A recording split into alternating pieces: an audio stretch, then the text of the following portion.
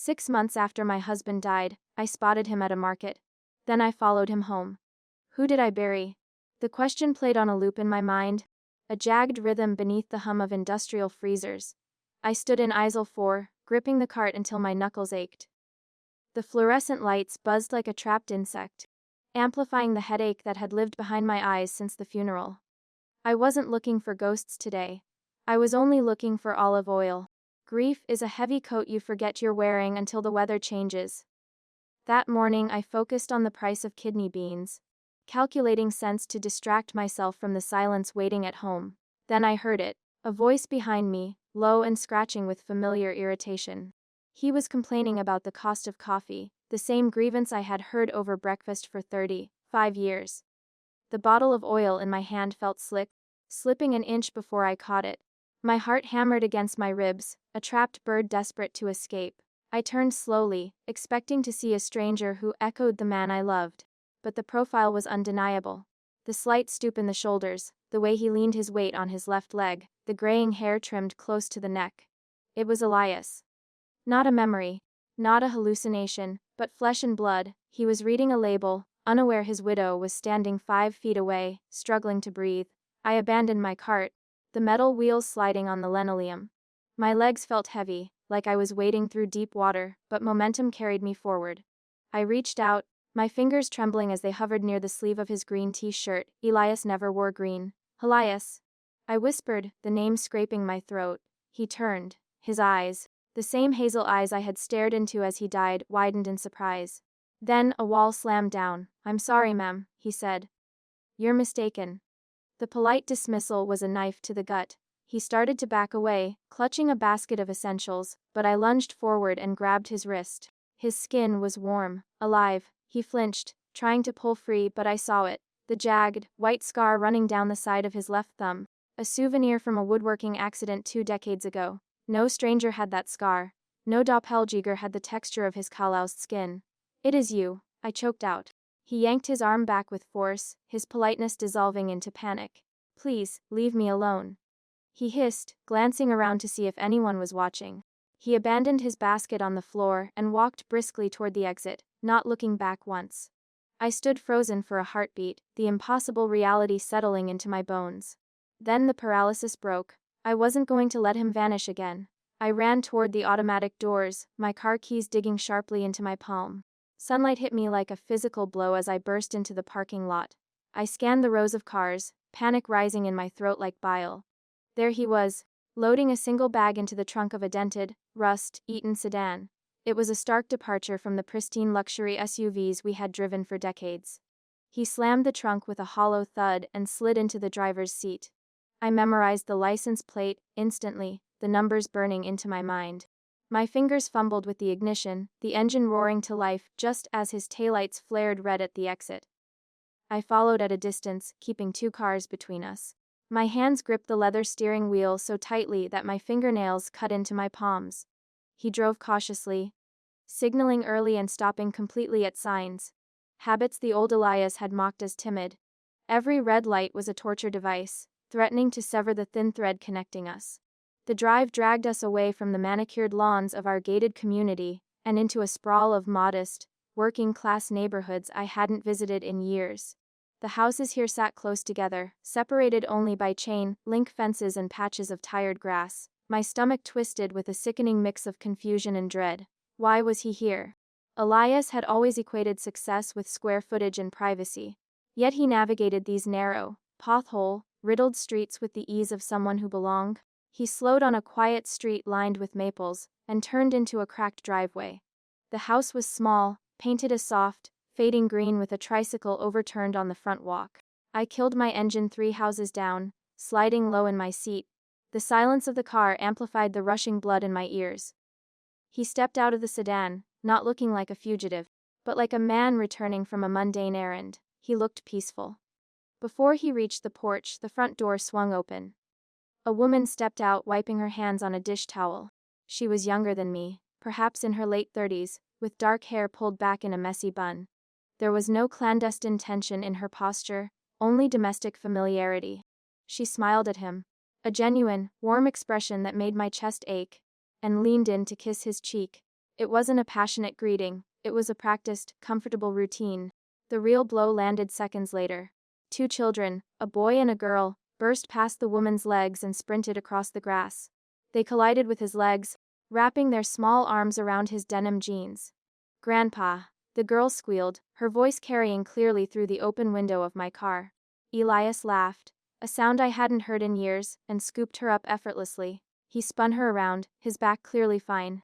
Despite the chronic pain he had complained of for decades, I watched them usher him inside, the screen door slamming shut on their happy reunion. Tears blurred my vision, hot and humiliating, but I forced myself to move. I raised my phone, my hands trembling so violently that the first image was a smear of colors. I steadied my elbows against the steering wheel and zoomed in. I snapped a clear photo of the house, the car, and the address number.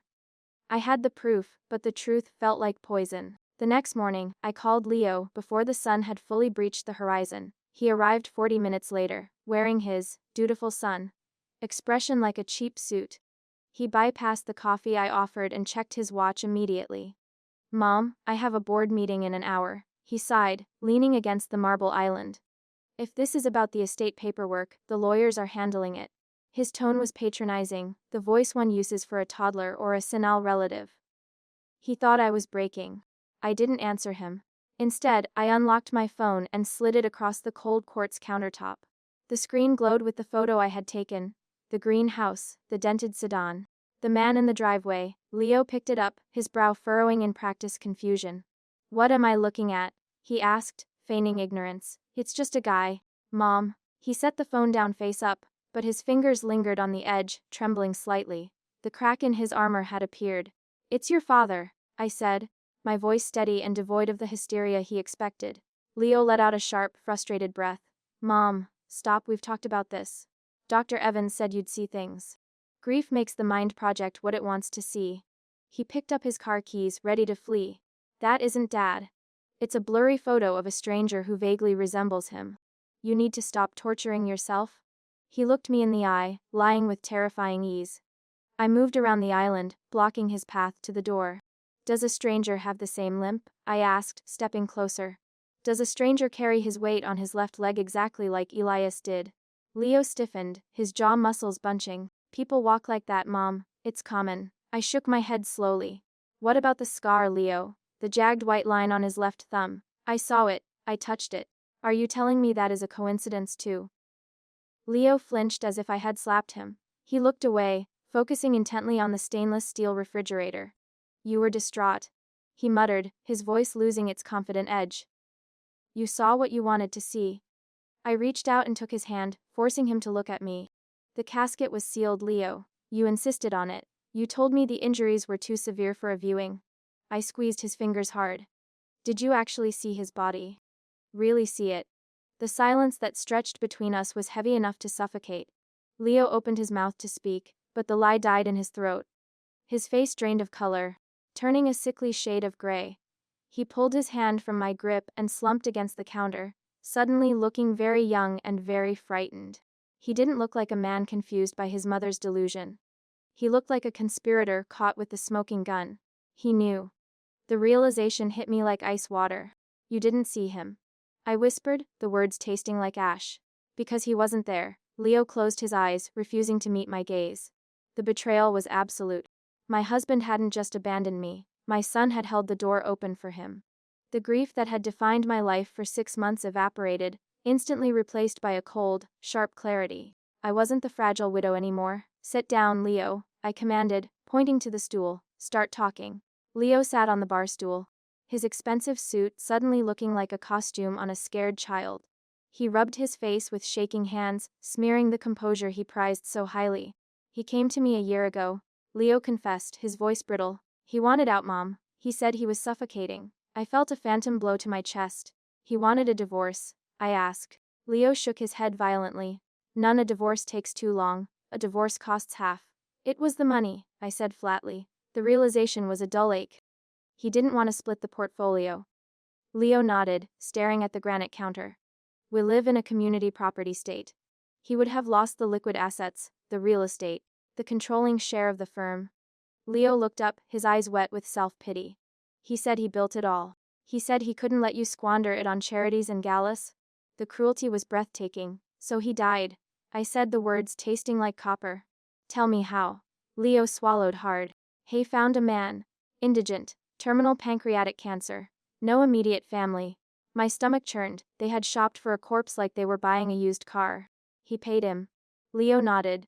50,000 cash to the man's niece. The guy agreed because he was dying anyway. He drove Dad's car into the ravine. By then, Dad was already halfway to the safe house. And you? I asked, stepping into his personal space. You handled the paperwork. You identified the body. Leo flinched. I had to, Mom. If I didn't, the accounts would have been frozen during the investigation. He pleaded with his eyes, begging for absolution I did not possess. I protected the company. I ensured the stock didn't tank. I did it for us. He actually believed it. He thought complicity in fraud was a noble sacrifice for the family trust fund. You watched me cry? I whispered. For 6 months, you watched me sleep in his shirts. Leo stood up, defensive now. It was better this way. You got to mourn a hero, not a deserter. You kept the house. He reached for my shoulder, but I recoiled. He didn't want to hurt you, Mom. He just wanted a different life. The audacity of his logic made me dizzy. They had gaslit me into widowhood to save a balance sheet. A specific, nauseating detail surfaced in my mind. The funeral, I said. The mahogany casket. The plot at Oak Hill. Leo looked down at his Italian leather shoes. John Dean, he muttered. That was the man's real name. I laughed, a sharp, jagged sound. I spent $90,000 on a mausoleum for a stranger named John. I had brought fresh lilies every Sunday. I had whispered my secrets to a homeless man who died for a payout. The grief that had anchored me for months snapped. It didn't fade, it shattered, replaced by something cold and metallic. I looked at my son, this stranger in a suit, and felt nothing but contempt. Get out, I said softly. Leo blinked. Mom, we need to strategize. If this gets out. I pointed to the door. Get out before I call the police. He scrambled to leave. As the door clicked shut, I didn't cry. I went upstairs to find my red lipstick. The silence in the house was no longer heavy. It was sharp, like the edge of a blade. I stopped taking the sedatives Dr. Evans had prescribed.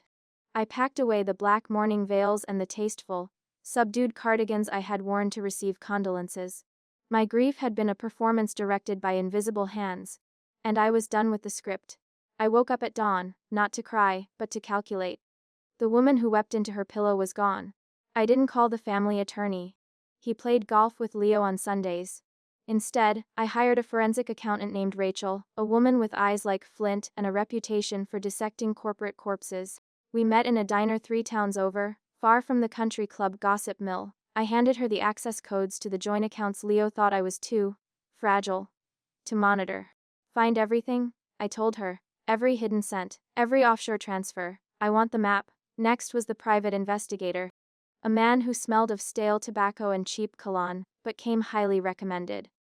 I gave him the address on Maple Street and the license plate number I had burned into my memory. I don't need you to intervene, I said, sliding an envelope of cash across the scratch table. I need documentation. Photos, schedules, who comes and goes. He didn't ask questions. He just nodded and pocketed the money. He knew a woman scorned paid better than insurance companies. 2 weeks passed in a blur of terrifying normalcy. Leo called daily, his voice tight with panic, testing the waters. I played my part perfectly, keeping my answers vague and breathless, letting him believe I was sinking back into confusion. I'm just resting, Leo, I'd say. My head is so cloudy. It was the only kindness I would offer him, the rope to hang himself. While he relaxed, thinking he had managed his mother. Rachel was unraveling his financial DNA. Rachel returned with a spreadsheet that looked like a blood splatter analysis. They started moving assets 8 months ago, she explained, tracing a line with a manicured nail. Systematic withdrawals, all under the reporting limit, funneled into a shell company in the Caymans. It was nearly $2 million. Siphoned from our retirement, our equity, my security. It wasn't just a getaway fund, it was an eviction notice. They had planned to leave me with the big empty house and absolutely nothing else. The investigator's report arrived the same afternoon. A thick manila envelope that felt heavy in my hands. The photos were high resolution, cruel in their clarity. There was Elias fixing a loose gutter. Elias pushing a swing. And then, the document that stopped my heart, a marriage certificate, issued 5 months ago in Nevada. He wasn't just living with her. He was married to her under the name Thomas Brooks. I wasn't a widow, I was a bigamist's unintended victim. A strange calm washed over me, cool and cleansing. The man I mourned, the loyal husband, the partner, had never existed. He was a fiction, and fictions cannot die because they were never alive. I was free. I went to my vanity and opened the drawer I hadn't touched in years. I found the tube of crimson lipstick Elias had always hated, calling it vulgar. I applied it carefully, tracing the curve of my lips in the glass. It was war paint. The drive to Maple Street felt like a funeral procession of one, silent and inevitable. I didn't park down the block this time. I pulled my car directly to the curb in front of the peeling white fence. The engine ticked as it cooled, a metallic metronome counting down the seconds of his fake life. Elias was there, kneeling in the dirt, tending to a bed of hydrangeas. It was a domestic tableau so perfect it made my teeth ache. He wore old jeans and a faded shirt, looking every inch the humble suburban father. I slammed my car door. He didn't look up immediately, assuming I was a neighbor. I walked up the path, my heels clicking a sharp rhythm against the stone. When I was 10 feet away, his shadow froze. He turned, wiping dirt from his hands, a smile prepared for someone else.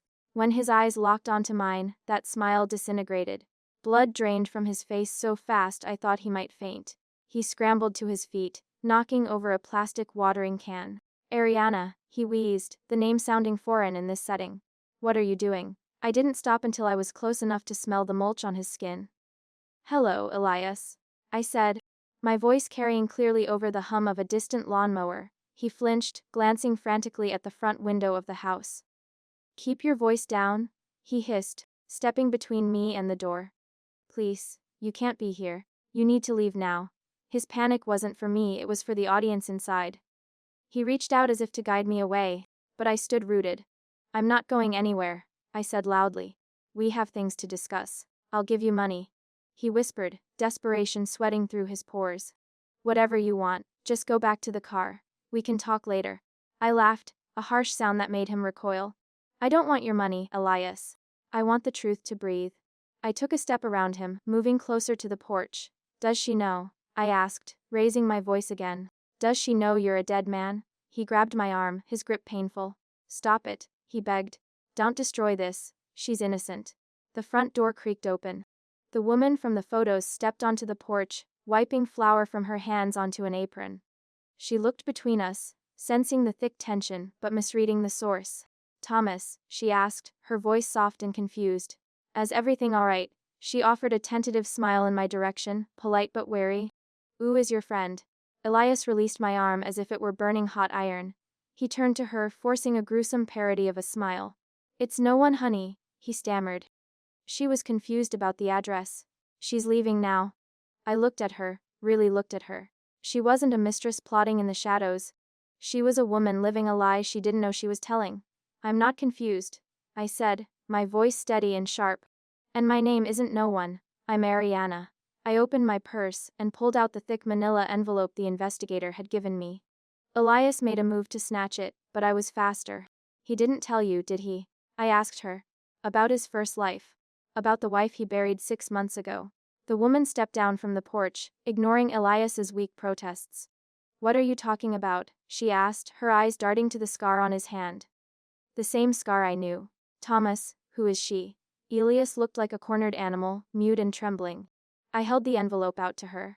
His name isn't Thomas Brooks, I said. It's Elias Vance. And he isn't a widower. She hesitated, looking at the packet like it was a bomb. Then, with a shaking hand, she took it. The paper crinkled in the silence. She opened the flap and pulled out the wedding photo. Elias and me, 20 years younger, cutting a cake. She looked at the picture, then at him, then back at the picture. The resemblance was undeniable. Then she saw the death certificate, the police report. You died, she whispered, the absurdity of the words matching the horror on her face. Thomas, this says you died. Elias finally found his voice, but it was weak. It's complicated, Sarah. I did it for us. I wanted to start over. With you. It was the wrong thing to say. She took a step back, revulsion twisting her features. You told me your wife died of cancer? She said, her voice rising. You cried in my arms about her. You let my children call you grandpa. She wasn't his accomplice. She was his prop. He had used her kindness to build a camouflage for his cowardice. I thought you were a good man, she choked out, tears spilling over. I let you into my home. The betrayal she felt mirrored my own, a sudden, tragic solidarity between the wife and the widow. Elias reached for her, but she slapped his hand away with a force that echoed. Don't touch me, she screamed. Get out of my yard. She looked at me, eyes filled with shared sorrow. She didn't hate me. She believed me. I nodded once, acknowledging the wreckage we stood in. I turned my back on Elias, who stood broken in the dirt, and walked to my car. I didn't need to scream. The truth had done the work. I drove away, leaving him to the hell he had built. Elias called my phone before I even reached the highway on-ramp. His voice was a wet, ragged mess of panic, barely recognizable through the static. Ariana, wait, we can fix this, he pleaded, the wind rushing against his receiver. I have money stashed. I can pay you double the settlement. I listened to the desperation, the sheer pathetic nature of a man who thought a checkbook could erase a crime. It is not about the money, Elias, I said calmly. It never was. I didn't go home to hide. I drove straight to the precinct where Detective Miller was waiting with my forensic accountant, Rachel. The conference room smelled of stale coffee and stern justice. Rachel laid out the flow charts, the wire transfers, and the identity theft documentation. Miller looked at the papers, then at me. This is extensive, Mrs. Vance, he said, tapping the photo of the stranger's autopsy report. Tampering with a corpse, insurance fraud, identity theft. It was a laundry list of felonies. The call about Leo came 2 hours later. They picked him up at his office, marching him out in handcuffs past the employees he had tried so hard to impress. I imagined the scene vividly, the humiliation, the whispers, the utter collapse of his carefully curated image. My phone buzzed on the table, vibrating against the wood. It was him. Mom, he choked out, his voice sounding small and terrified. They're booking me. You have to call the lawyer. You have to stop this.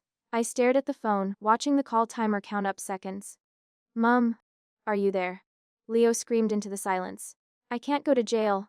I did this for you? The lie was so ingrained in him he couldn't taste the rot anymore. You did it for the inheritance, Leo. I said into the speaker. You sold me out for a stock portfolio. I didn't feel the maternal pull to save him. That cord had been cut when he let me mourn. What? Leo gasped, the background noise of the holding cell filtering through. You can't leave me here. I leaned back in my chair, feeling a strange weightlessness. You are 32 years old, Leo. You made a choice to defraud the government and gaslight your mother. I kept my voice devoid of anger, which frightened him more than screaming would have. You wanted the family money, I told him. Now you can use it to pay for your own defense. I blocked the number. The next few days were a blur of legal motions and frozen assets. Rachel worked tirelessly, clawing back the millions Elias had siphoned to the Caymans. The courts issued emergency injunctions, seizing the greenhouse, the shell companies, and Leo's accounts. It wasn't about greed, it was about retrieval. Every dollar returned was a piece of my agency restored. I signed document after document, my signature becoming sharper, more aggressive. I wasn't just recovering funds, I was bleeding them dry. The empire was returning. On Thursday, I drove to Oak Hill Cemetery. The sky was a bruised purple, heavy with rain. I walked the familiar path to the mausoleum I had visited every Sunday for half a year. The name, Elias Vance, was etched in marble, gold leaf catching the dying light.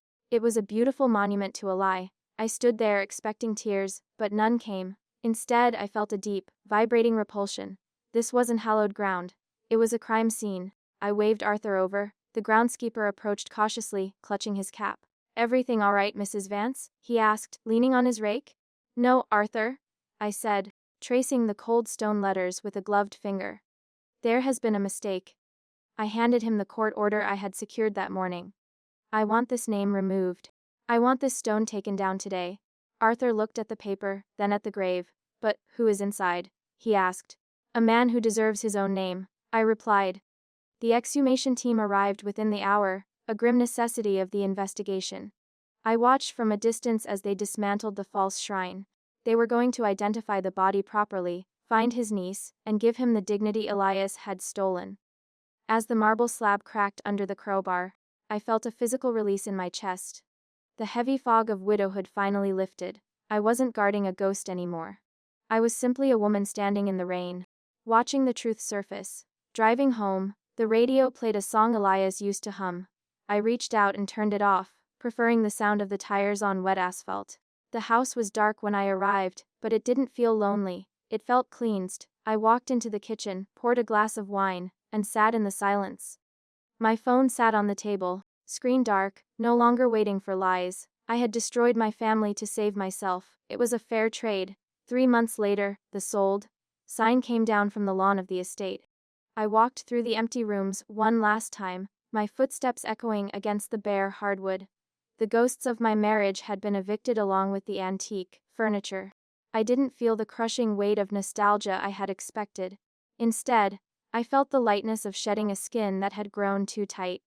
I left the keys on the quartz island where I had interrogated my son, turning my back on the marble tome we had called a home. My new apartment is a loft in the city, filled with harsh, honest sunlight. The second bedroom isn't a guest room for ungrateful relatives, it is a studio. I unpacked my grandmother's vintage Singer machine, placing it in the center of the room like an altar. Elias had always banished my sewing to the basement, calling it a peasant hobby, unworthy of his wife. Now, bolts of crimson silk and heavy velvet cover every surface. The air smells of fabric starch and lavender, not the stale fear of appeasement. The legal battles have settled into a dull roar of paperwork handled by professionals.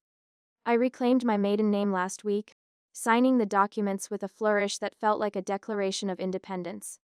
The settlement left me comfortable, but more importantly, it left me autonomous. Leo is awaiting trial, his calls blocked, his letters returned to sender. I do not hate him anymore, I simply do not know him. He chose his inheritance over his mother, and in the end, he lost both. The ledger is finally balanced. Friends from the old life look at me with pity when we run into each other, searching my face for cracks. They see a woman who lost a husband, a son, and a social standing in one violent season. They are wrong. I didn't lose anything that was real, I only burned down the stage set. The silence in my apartment isn't lonely, it is the peaceful quiet of a space where no one is lying to me. I sleep without sedatives now, waking up only when the sun touches my face. This morning, a single envelope arrived with the stark return address of the state correctional facility. The handwriting was shaky but unmistakable. Elias wanted to explain, to bargain, or perhaps just to haunt me one last time. I held the envelope up to the window light, seeing the folded paper inside, dense with his desperate scrawl. I didn't feel a flicker of curiosity. His voice had controlled my narrative for 35 years. I fed the envelope into the shredder unopened. Watching his words turn into harmless gray confetti, I sat down at my sewing table and picked up a spool of vibrant, blood-red thread. My hands, once trembling with grief in a grocery store aisle, were steady as rocks. I guided the thread through the eye of the needle, a sharp silver point ready to bind things together. I wasn't mending old tears anymore, I was creating something entirely new from whole cloth. I pressed the foot pedal. The machine hummed a steady, rhythmic song of creation. I wasn't just surviving the wreckage, I was designing the future.